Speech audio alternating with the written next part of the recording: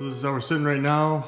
B16A2 from my old hatch. This is a A2 from EK4 VTI. It is a JDM engine, even though it's a B16A2.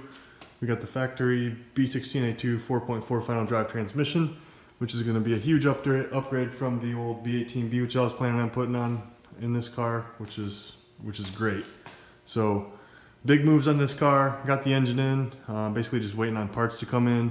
I need a radiator, hoses, a bunch of miscellaneous stuff. One of the new things that I've tried on this swap is this this bracket right here. It's from an American company. I forget the manufacturer, but they are an American company, and it's designed to use the D series throttle cable there on the B16. It does work, so that's great.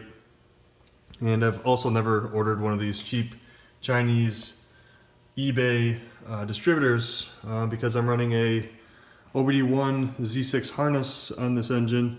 This engine was originally running an Integra harness, like a Type R or a GSR harness. So Had to convert the alternator to OBD1, had to convert the distributor to OBD1, and here we are. So I got a radiator coming, I got hoses, I got an ECU I got to figure out. I got a buddy building me an ECU, and we should be on the road here within hopefully the next week or so.